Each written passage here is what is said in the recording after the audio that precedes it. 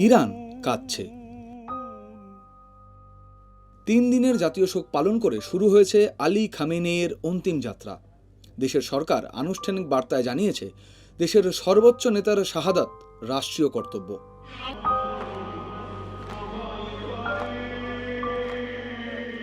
28 ফেব্রুয়ারি তেহরানে America ইসরায়েলের যৌথ হামলায় নিহত হন ইরানের সর্বোচ্চ নেতা আয়াতোল্লাহ আলী খামেনেই।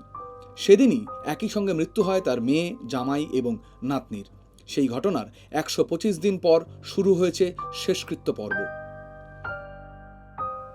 3 জুলাই বিশ্বের 100টি দেশের প্রতিনিধি আলী খামেনেইকে শেষ শ্রদ্ধা জানিয়েছেন।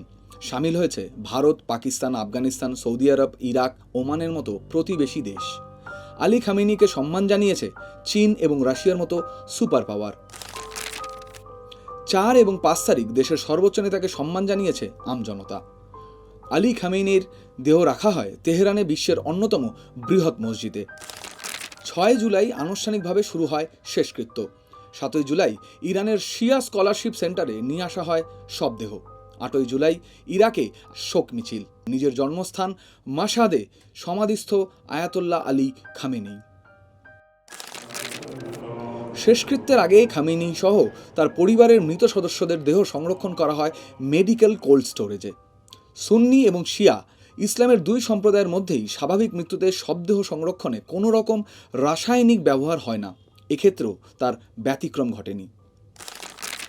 আন্তর্জাতিক ফরেন্সিক বিশেষজ্ঞ এবং শেষকৃত্যের দায়িত্বে থাকা বিশেষ দপ্তরের তরফে জানানো হয়, কোনো রকম রাসায়নিক ইনজেকশন ব্যবহারের পরিবর্তে আলী খামেনেইয়ের দেহ হিমায়িত রাখার সিদ্ধান্ত নেওয়া হয়।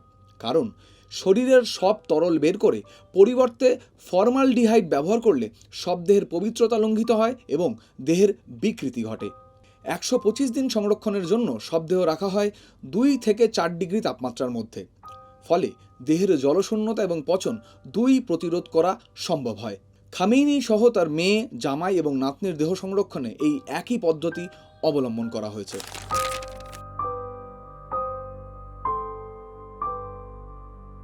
ইসলামী রীতি অনুযায়ী 24 ঘন্টার মধ্যে দেহ দাফনের নিয়ম থাকলেও খামেনেইয়ের শেষকৃত্য দৃষ্টান্তমূলক ব্যতিক্রম। যুদ্ধ, নিরাপত্তা সংক্রান্ত বিশেষ পরিস্থিতিতে শিয়া আইন অনুযায়ী দাফন প্রক্রিয়া স্থগিত রাখার বিধান রয়েছে।